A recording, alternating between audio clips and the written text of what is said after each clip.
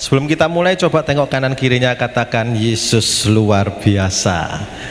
Ya, ini masa-masa liburan, Bapak Ibu sudah meluangkan waktu dengan keluarga. Amin. Wah, ini kesempatan ya Bapak Ibu bisa memulihkan hubungan kita dengan keluarga, dengan kerabat, dengan siapapun, dengan teman, ya, dengan sanak saudara. Supaya apa? Supaya kehidupan kita itu selalu sesuai dengan kehendak Tuhan. Ya, kalau Tuhan datang dengan damai, alangkah indahnya kalau kita pun hidup dengan damai. Amin. Tuhan itu selalu baik Bapak Ibu. Ya, demikian juga Tuhan itu baik dengan Om Tik. Wah, ini Om Tik ini luar biasa loh ya. Pendeta senior ya Om, sehat-sehat terus ya. Dari Om Tik ini lahir hamba-hamba Tuhan yang luar biasa, termasuk GSJS. Wah, ini biasa diberkati Tuhan dengan berlimpah. Itu karena Tuhan Yesus baik dalam kehidupan Om Tik. Amin. Bapak Ibu mau mendukung Om Tik dalam pelayanannya, dukung dalam doa, dalam biaya, apapun yang dikerjakan, ayo kita support. Kita berikan tepuk tangan dulu untuk Om Tik dong. Wah, sehat terus ya Om. Ya, saudara, suatu kali di sebuah desa ada seorang wanita tua. Dia ini mempunyai rumah yang jauh dari sungai. Dan setiap hari wanita ini selalu membawa 2 ember untuk dia mengambil air untuk kebutuhan sehari-hari. Nah, sepanjang pagi ketika dia ambil di sungai kemudian dia balik, salah satu embernya di sebelah kanan itu bocor ya, retak embernya. Dan kita tahu kalau ember itu retak, maka air yang di dalam ember akan mudah sekali untuk keluar. Ya, setiap hari wanita tua ini mengambil air di sungai dan kembali ke rumahnya. Nah, pada tahun yang kedua, ember yang bocor ini berkata kepada wanita tua, "Nenek, aku ini malu." "Loh, kenapa kok kamu malu?" "Ya, lihat badanku, kehidupanku ini retak ya. Emberku retak. Tidak seperti ember temanku. Ember temanku ini utuh, bagus. Dan hasil yang aku bawa setiap kali selalu lebih sedikit dari temanku." Lalu si wanita tua ini berkata kepada ember ini, "Hidupmu itu berharga." Si ember kaget. "Lu kok bisa berharga? Sadarkah engkau bahwa di sepanjang sisi jalan yang engkau lalui bersama aku itu tumbuh bunga-bunga yang indah. Dibandingkan dengan sisi jalan temanmu, di sisi jalanmu ini tumbuh bunga indah. Karena aku setiap kali menanamkan benih bunga agar engkau menyiraminya dengan keretakan embermu. Dan karena engkau retak, engkau menyirami bunga itu, maka di rumahku sekarang terdapat bunga-bunga yang indah, hasil dari retaknya hidupmu." Saudara perhatikan, kalau wanita tua saja itu mengerti sebuah nilai dari keretakan pribadi ember, apalagi Tuhan Yesus. Wanita tua ini tidak terus membuang ember itu kemudian menggantikan dengan yang baru, tetapi apa? Memberikan sebuah nilai tambah agar apa? Agar ember ini memiliki harkat, memiliki martabatnya. Saudara, terkadang Tuhan itu tidak mengganti kehidupan kita menjadi kehidupan yang utuh, menjadi kehidupan yang luar biasa. Terkadang Tuhan itu membiarkan sebuah keretakan yang kita alami, sebuah kecacatan dalam kehidupan kita, sebuah ketidaksempurnaan, tetapi Tuhan memberikan apa? Memberikan dampak baik dari apa yang kita miliki tersebut. Seberapa banyak kita seringkali Bapak Ibu kepinginnya apa? Kehidupan kita dipulihkan dengan luar biasa, betul? Tiba-tiba kita yang tidak punya mobil menjadi punya mobil banyak. Loh, itu enggak salah. Tetapi apakah keinginan kita itu sesuai dengan keinginan? Itu menjadi sebuah pertanyaan penting. Apakah nilai hidup kita itu hanya sebatas yang kita pikirkan, Apakah nilai kehidupan kita itu hanya sebatas harta, sebatas jabatan, sebatas prestasi yang kita miliki? Pagi hari ini pesan firman Tuhan kepada jemaat GBT Mawar Sharon Sutorejo tentang nilai hidup. Ya, nilai hidupku. Mari kita sama-sama baca di Filipi pasal yang pertama ayat yang ke-21, Filipi 1 ayat yang ke-21. Karena bagiku hidup adalah Kristus dan mati adalah keuntungan. Ya, ini ayat yang sangat singkat tetapi memiliki makna yang sangat dalam. Ya saudara, Rasul Paulus ini menulis pasal ini bukan dalam keadaan santai, bukan dalam keadaan dia lagi berlibur, tetapi Rasul Paulus menulis pasal ini dari dalam penjara. Ya, Paulus ini bukan orang sembarangan. Paulus ini orang yang pandai, orang yang berpendidikan, orang yang pangkat. Ya, bukan hanya itu saja, Paulus ini nggak asal ngomong Bapak Ibu ya. Zaman sekarang ini seringkali kita dengar orang itu asal ngomong berdasarkan apa yang dia pikirkan, ya, apa yang dia inginkan, dia ngomong. Tidak ada faktanya, hanya keinginan, hanya pendapat pribadi, itu dibuat sebagai sebuah kebenaran. Ya, baru-baru ini kita akan dengar diviralkan di media sosial pendapat saya ya mengenai Kristen dan sebagainya, Kristen progresif dan sebagainya. Loh, itu pendapat yang tidak berdasar dalam kebenaran firman Tuhan. Bahkan mengatakan bahwa firman Tuhan ini bisa diinterpretasikan dengan sembarangan, patut dipertanyakan. Loh, itu salah besar. Itu orang-orang yang tidak mempunyai data yang kuat kemudian berani berbicara sesuai dengan opininya. Firman Tuhan ini tidak pernah bertentangan dari Kejadian sampai dengan Wahyu. Ya, Bapak Ibu harus yakin dan percaya bahwa firman Tuhan kita itu utuh. Tidak ada namanya, loh ini bertentangan dengan ini bertentangan dengan itu. No. Alkitab kita itu umurnya sudah ribuan tahun dan dijaga sepenuhnya oleh Roh Kudus. Tidak ada yang bisa merubah dan tidak berubah untuk selama-lamanya. Yang percaya katakan amin. Apa yang kita pelajari dari nilai yang diberikan Paulus? Ada 3 nilai hidup yang diajarkan Rasul Paulus kepada kita semua pada pagi hari ini. Yang pertama, hidup untuk menyebarkan apa? Injil, menyebarkan kabar baik. Kita baca ya di Filipi 1 ayat 12 sampai 14. Filipi 1 ayat 12 sampai 14. Aku menghendaki saudara-saudara supaya kamu tahu bahwa apa yang terjadi atasku ini justru telah menyebabkan apa? Kemajuan Injil. Ayat yang ke-13, sehingga telah jelas bagi seluruh istana dan semua orang lain bahwa aku dipenjarakan karena Kristus. Ini bukan dipenjarakan karena ngegosip, bukan dipenjarakan karena pelecehan agama dan sebagainya. Ini dipenjarakan karena Kristus, karena sebuah kebenaran yang absolut. Yang ke-14, dan kebanyakan saudara dalam Tuhan telah beroleh kepercayaan karena pemenjaraanku untuk bertambah berani berkata-kata tentang firman Allah dengan tidak takut. Jadi di poin pertama, hidup menyebarkan Injil, yaitu beritakan Injil, bukan gosip.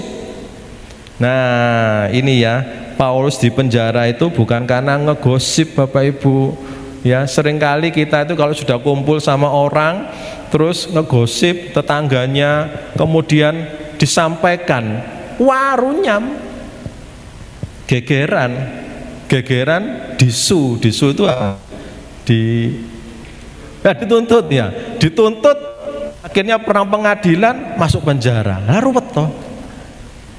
Itu loh Bapak Ibu ya, beberapa tahun belakangan ini, waduh, menyinggung agama lain lah ya, perang di sosial media.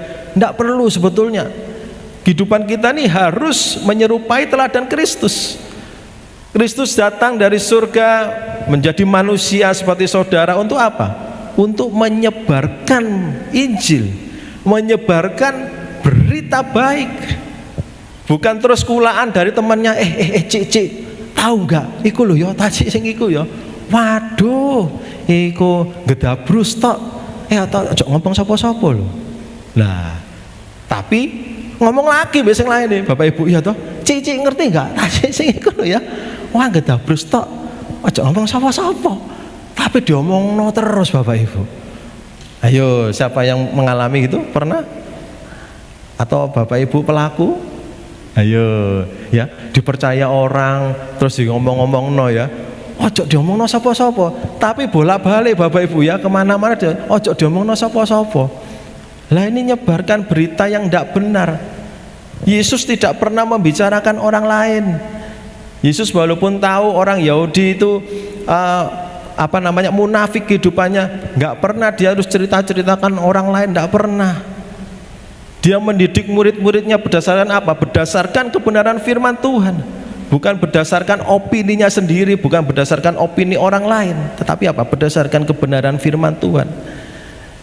Hidup itu untuk memberitakan kebaikan Tuhan, bukan unjuk gigi kebaikan diri sendiri. Ya, seringkali kita ini salah kaprah Bapak Ibu dalam menolong orang, terus kita itu masukin sosial media ya toh, sosial media di foto cekrik gitu ya, cekrik, kasih beras lah, kasih apa, bukan tidak boleh. Kalau memang itu Bapak Ibu yayasan dan Bapak Ibu harus mendokumentasikan, tidak apa-apa, it's okay. Tetapi kalau itu hanya momentuman atau sesaat saja, sesaat insidentil, aduh tidak usah Bapak Ibu. Karena apa? Ketika kita menyebarkan kebaikan diri kita sendiri, Tuhan tidak berkenan dalam kehidupan kita. Ini yang seringkali salah kaprah. Ya, kita menolong orang, tetapi untuk apa? Untuk menunjukkan kita ini baik. Apa bedanya dengan pencitraan? Ya kan? Itu kan yang seringkali kita lihat ketika masa-masa kampanye yang lalu Bapak Ibu. Wah, kampanye ada di daerah tempat pembuangan akhir sampah, ya toh, ngangkat sampah, masukin ke tempat sampah. Padahal setiap harinya apakah seperti itu? Tidak. Itu pencitraan. Harusnya kita menceritakan apa? Menceritakan kebaikannya Tuhan, memberitakan kebaikannya Kristus. Kita menceritakan reputasinya Kristus. Tidak usah ngerasani reputasinya orang lain Bapak Ibu. Kita mempertahankan reputasi kita agar sesuai dengan reputasinya Kristus.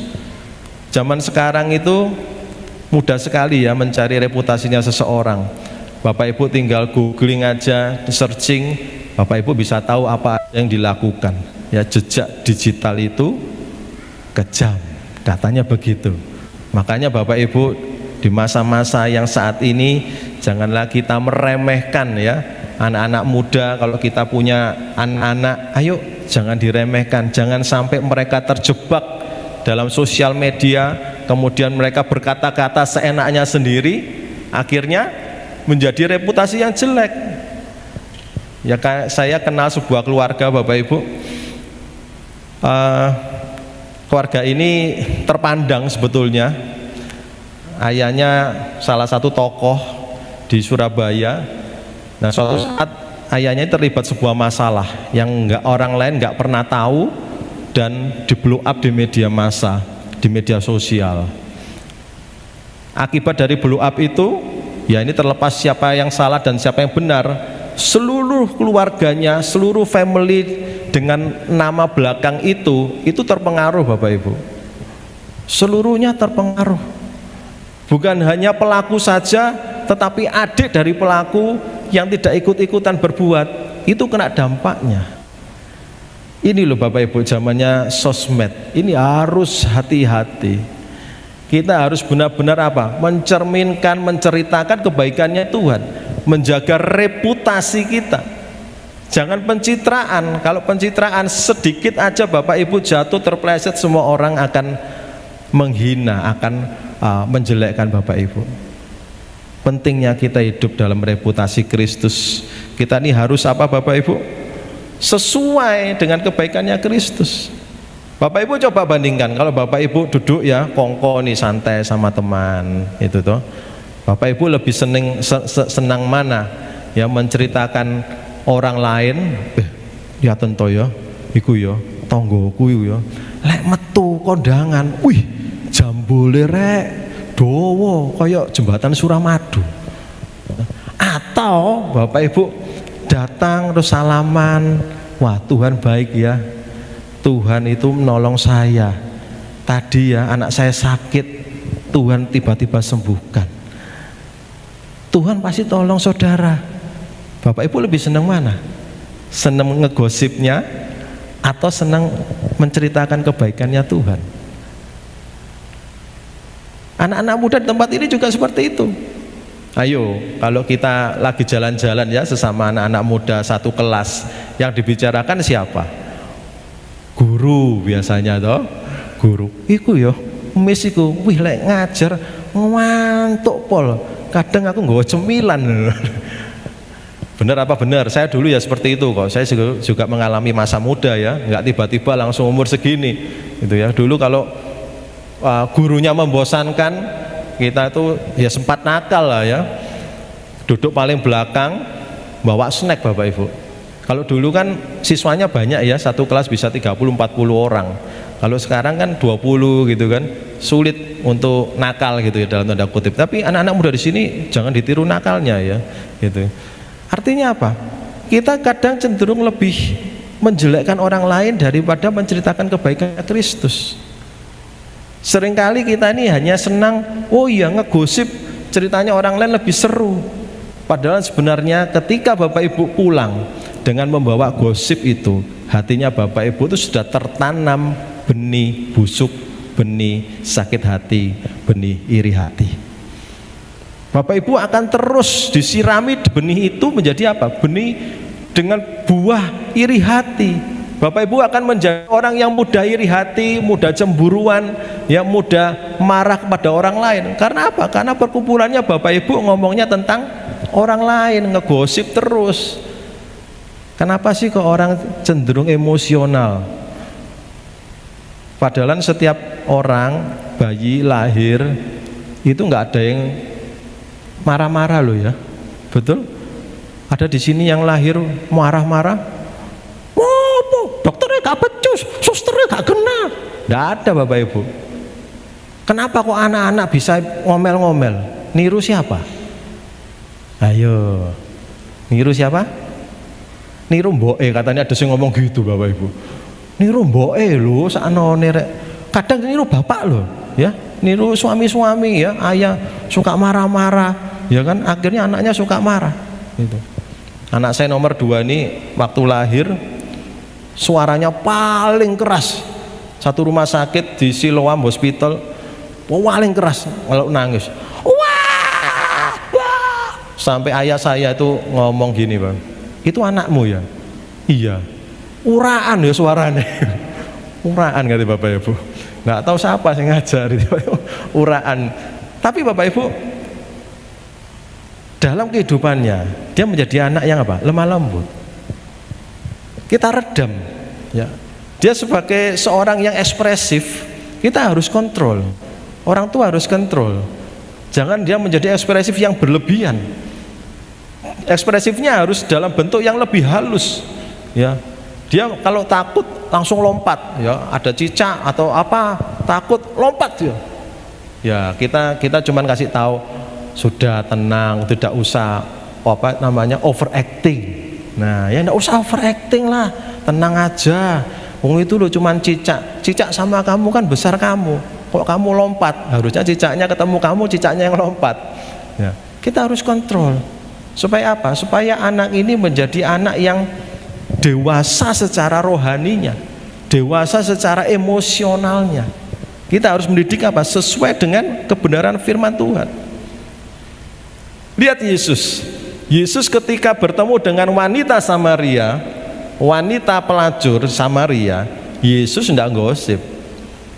Kita lihat ya, Yohanes 4 ayat 6 sampai 8. Yohanes 4 ayat 6 sampai 8. Di situ terdapat sumur Yakub. Yesus sangat letih oleh perjalanan, karena itu ia duduk di pinggir sumur itu. hari kira-kira pukul 12. Ayat yang ketujuh, maka datanglah seorang perempuan Samaria hendak menimba air.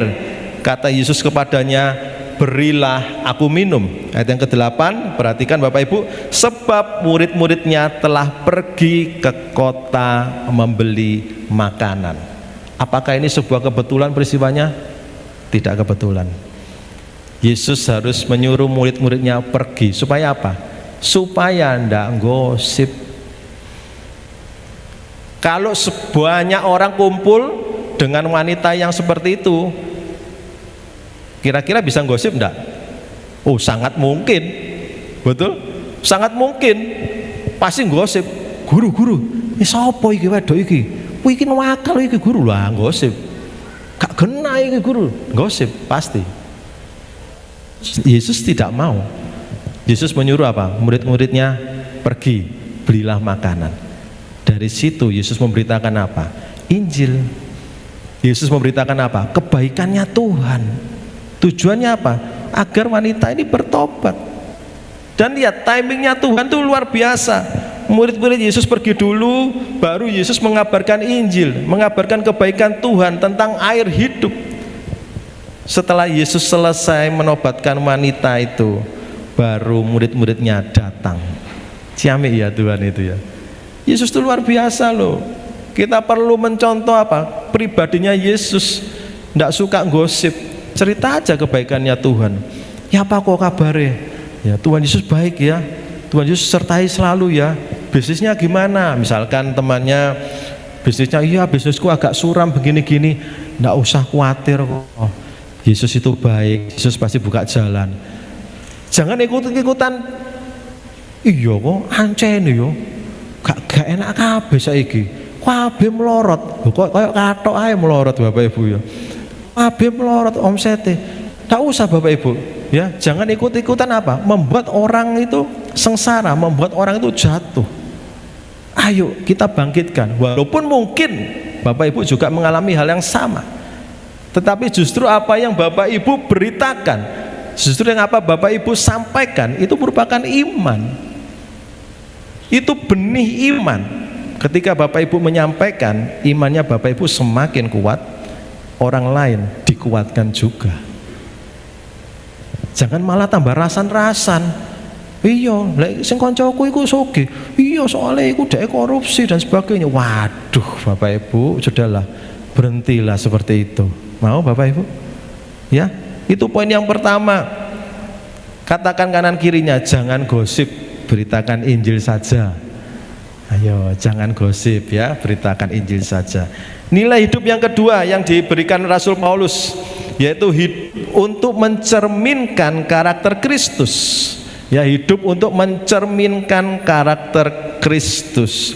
Karakter yang apa? Karakter yang rendah hati. Filipi 1 ayat yang ke-15. Ayo kita baca Filipi 1 ayat yang ke-15. Ada orang yang memberitakan Kristus karena apa Bapak Ibu? Karena dengki dan perselisihan. Tetapi ada pula yang memberitakannya dengan maksud baik.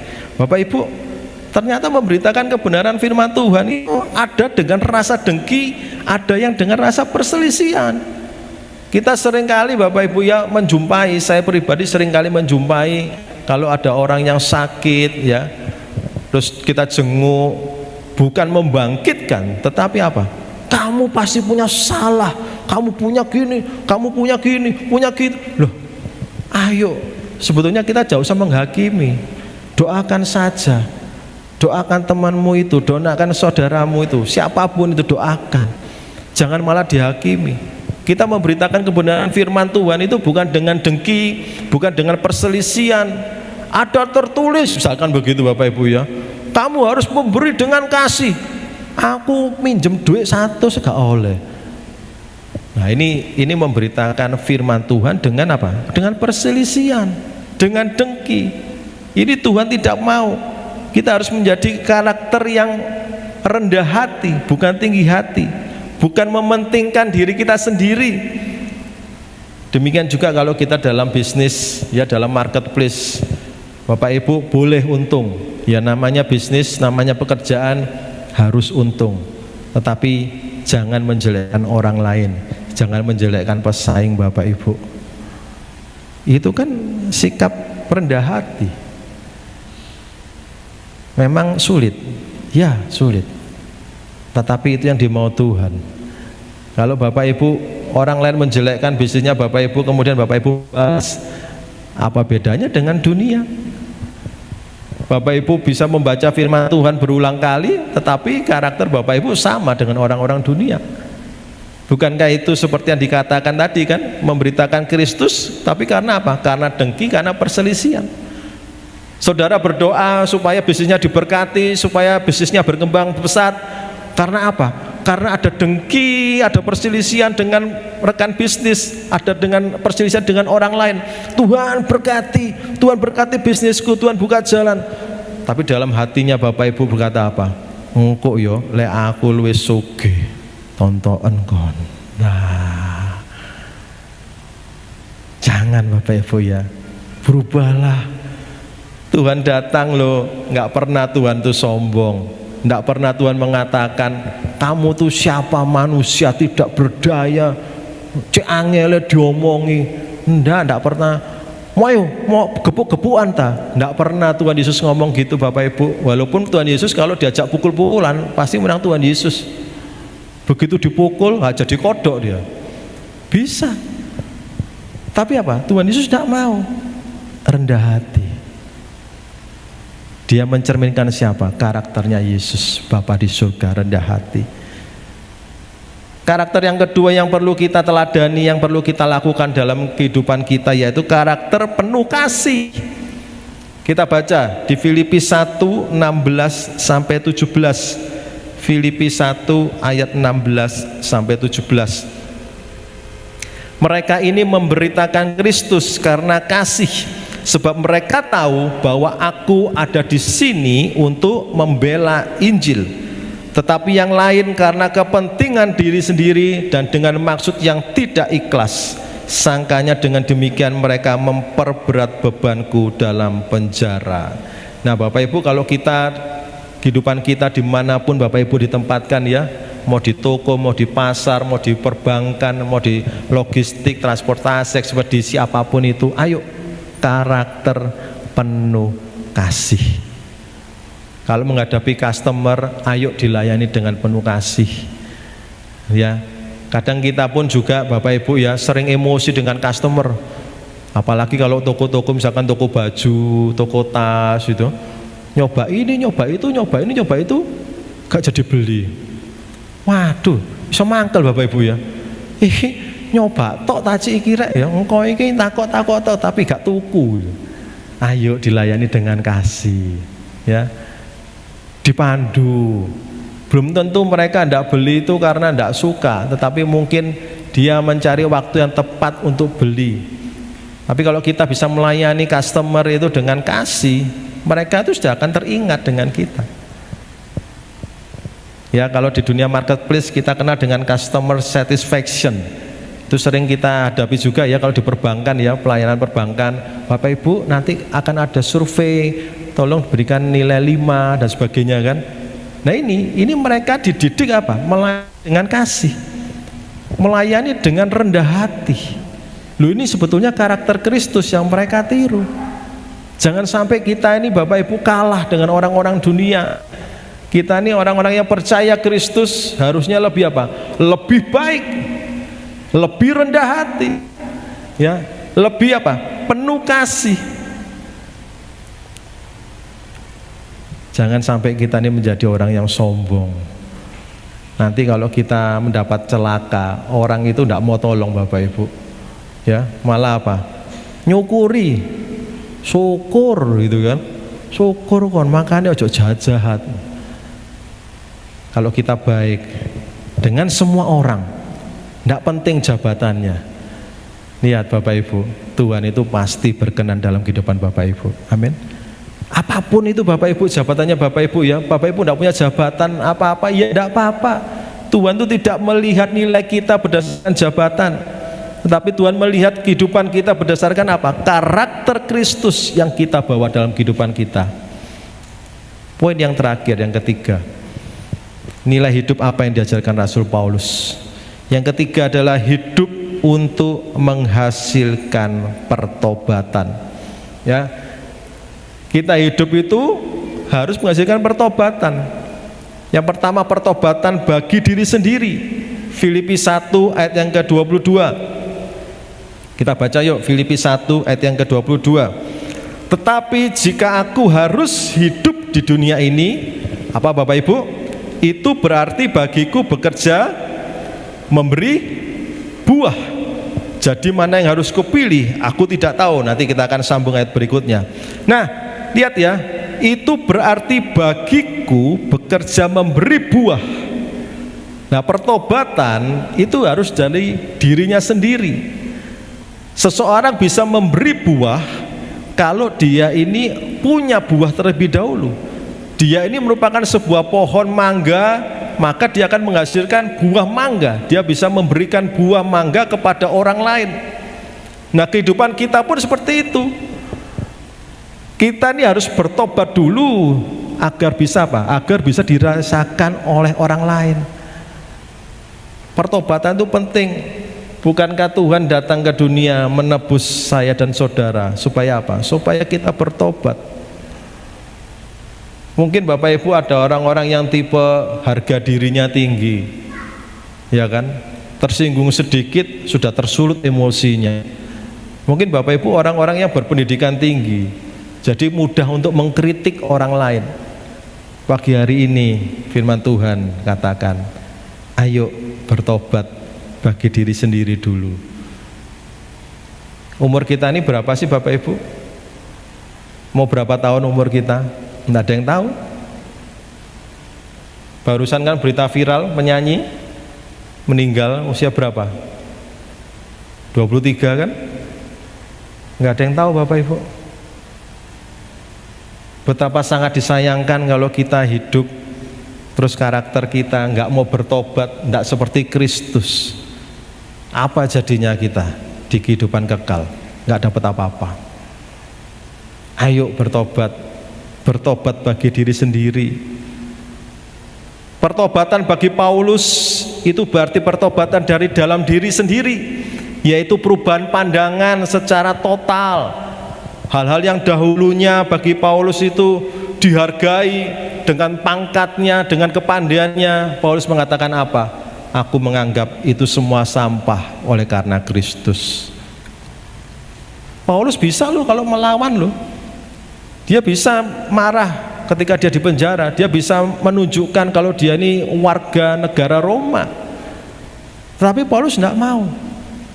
Karena apa? Dia harus bertobat dari dirinya sendiri, supaya orang lain melihat pertobatannya berbuah baik. Ada orang yang kebanggaannya itu perbuatan baik. Ayo jangan bangga. Perbuatan baik itu bagus, tetapi perbuatan baik tidak bisa menyelamatkan saudara. Perbuatan baik tidak bisa membawa saudara ke dalam kerajaan surga. Ya seperti kita kenal di Kristen progresif mengatakan ya perbuat baik bisa masuk surga, jalan ke surga macam-macam. No, itu salah. Itu tidak berdasarkan Alkitabiah. Kita baca ya Titus 3 ayat yang kelima. Titus 3 ayat yang kelima.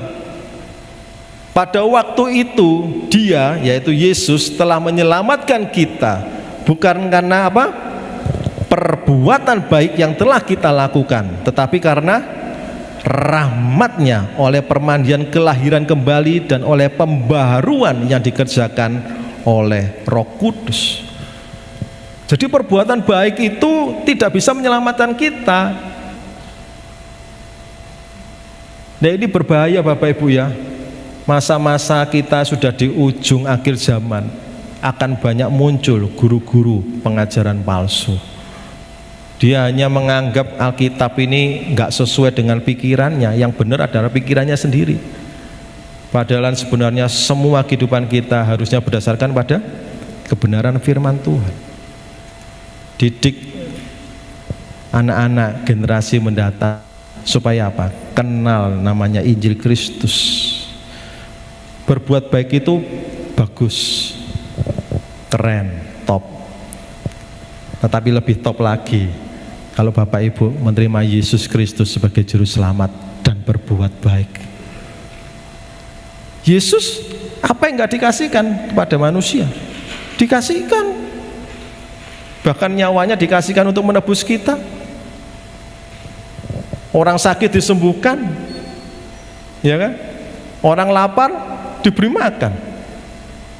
5 roti 2 ikan bisa memberi makan berapa? 5.000 orang. Mereka lapar, nggak disuruh makane nek nang gereja nggawa panganan gak keluwen, ndak digituin Bapak Ibu. Tapi apa? Tunggu ya, kasih makan sama Yesus. Lihat, berbuat baik untuk apa? Untuk mencerminkan Kristus. Supaya apa? Supaya mereka ketika menerima Yesus sebagai juru selamat, mereka pun bisa berbuat baik seperti Kristus. Berbuat baik, saudara, itu bukan hanya untuk apa ya, dipandang orang, tetapi terutama Bapak Ibu harus berbuat baik karena Kristus ada di dalam Bapak Ibu. Contoh lain tentang apa? Penguasaan diri. Penguasaan diri itu semua orang Bapak Ibu ya, semua usia itu tantangannya besar. Ya. Kalau saya pribadi penguasaan diri lebih di area, misalkan saya di jalan raya, wah itu penguasaan diri sangat tinggi. Disalib orang gimana, ya kan? Loh itu tantangan sendiri. Loh saya bisa khotbah, tetapi ketika disalib orang, diserempet, yang keluar dari mulut apa? Masa terkutuklah engkau gitu. Wah ini kan berarti bukan memberitakan kebenaran firman Tuhan. Saya pernah diajar Tuhan dengan masalah penguasaan diri Bapak Ibu. Saya kalau di jalan itu termasuk orang yang tertib sebetulnya. Tertib, kalau nyalip tidak sembarangan, tidak pernah motong marka, tidak pernah terlibat kecelakaan. Semua tertib. Tapi masalahnya bagi saya adalah kalau ada orang motong, ngawur, saya bisa emosi Bapak Ibu. Bisa emosi, bisa tak kejar, bisa tak bales. Di jalan bisa tak bales. Supaya apa? Supaya orang ini ngerasakan enak toh makannya tak gitu loh. Itu dulu Bapak Ibu. Nah 5 tahun yang lalu ya, sebelum pandemik, saya benar-benar diajar Tuhan cara penguasaan diri di jalan. Jam 7 pagi saya mau ibadah pelayanan di daerah Gubeng, di depannya Steakhouse. Situ kan ada Steakhouse kan, daerah Gubeng. Itu kan jalannya melengkung gini tuh Bapak Ibu ya. Gitu kan. Enak, sepi loh. Saya sudah berada di jalur yang tepat, kecepatannya 40. Jalan biasa. Set. Tiba-tiba Bapak Ibu ditabrak motor besar. Sisi kanan. Buah, kaget saya. Saya sempat berteriak, "Weh!" gitu, kaget saya. Mau tak buka jendelanya, mau tak pisui Bapak Ibu. Tapi Tuhan ngomong apa? Penguasaan diri. Tak jadi Bapak Ibu. Saya cuma ngomong apa? Oh, ini maunya Tuhan. Waduh, sepeda motornya mau jatuh tapi dia bisa selamat. Bukan itu aja Bapak Ibu. Saya minggir, saya lihat kaca spion pecah, kaca spion kanan pecah, pintu dari belakang sampai pintu kanan depan itu penyok. Saya lihat lagi apa kerusakannya, ban depan pecah. Bayangin Bapak Ibu. Itu yang Tuhan mau apa? Supaya apa? Saya menguasai diri. Emosi enggak? Saat itu bisa emosi, tetapi Tuhan ingatkan, awas, kamu harus naik level penguasaan diri. Ya sudah, mau enggak mau harus ngeban. Saya pelan-pelan Bapak Ibu, sudah pakai baju lengkap gini, ya pelan-pelan minggir, cari apa? Cari orang yang bisa nolong. Cari siapa? Cari tukang parkir ya, cari tukang beca. Saya tanya, "Pak, bisa enggak tolongin untuk gantikan ini ban cadangan ya toh, bannya pecah." Kaget bapaknya. "Loh, Pak kok parah gini?" "Loh, kapan kejadian?" "Loh, barusan." "Loh, jalan sepi nih Pak." "Iya, jalan sepi." Ya akhirnya ditolongin, saya berikan cukup uang untuk mereka bisa makan dan sebagainya. Lihat Bapak Ibu, Setiap orang itu ada ujiannya, ada yang mau Tuhan mau. Kristus itu mengarahkan pandangan kita itu bukan pada pandangan hal duniawi. Kristus itu mau apa? Kita ini sesuai dengan kehendaknya, mengingatkan kita bahwa kita ini sebetulnya apa? Warga kerajaan Allah. Jangan kita ini Bapak Ibu pandangannya itu hanya pada hal duniawi. Hal duniawi penting untuk kita hidup, tetapi fokus kita jangan pada hal duniawi. Ketika kita fokus pada hal duniawi, kita tidak bisa menghasilkan pertobatan. Yang terakhir yaitu pertobatan bagi orang lain. Supaya apa? Supaya orang lain ini makin maju dan bersuka cita dalam iman, seperti kita yang telah ditebus oleh Kristus. Kita baca ya ayat yang terakhir, Filipi 1 ayat 23 sampai 25. Filipi 1 ayat 23 sampai 25. Aku didesak dari dua pihak. Aku ingin pergi dan diam bersama-sama dengan Kristus. Itu memang jauh lebih baik. Jadi ini sambungan dari ayat yang ke-22 tadi ya. Jadi Rasul Paulus ngomong gini, aku hidup harus memberikan buah, tapi kadang aku bingung, aku didesak kanan kiri, kadang bisa kepancing emosi. Bagi Rasul Paulus, kadang lebih baik aku mati, karena lebih tenang kan, tidak urusan sama orang-orang sing gedabru, sing bencekno kan gitu toh. Tapi lihat Rasul Paulus ngomong apa? Ayat yang ke-24. Tetapi lebih perlu untuk apa Bapak Ibu? Untuk tinggal di dunia ini karena kamu, karena saudara, karena saya.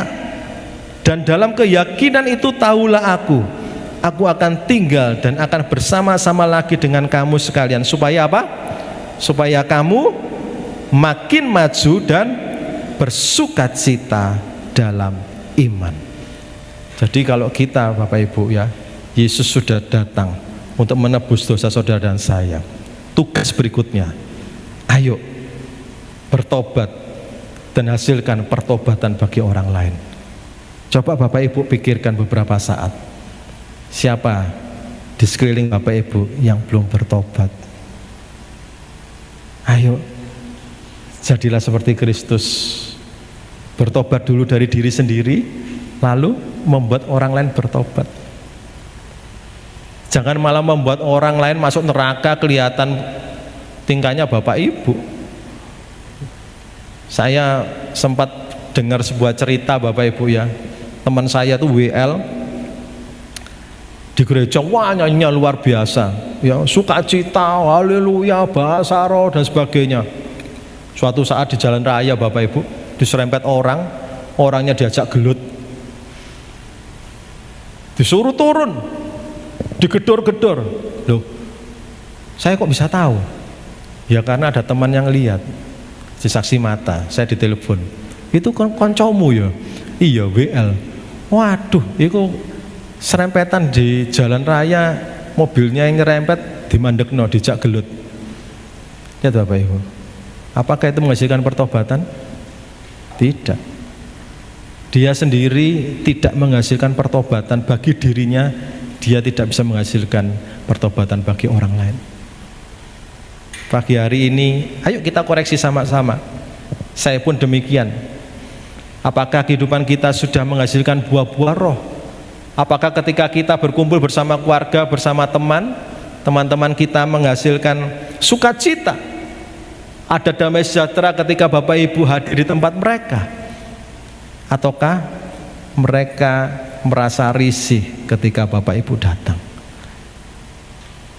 Ingat, Yesus dengan karyanya yang luar biasa, Yesus rela nilai hidupnya rendah untuk mengangkat nilai hidup Bapak Ibu Saudara.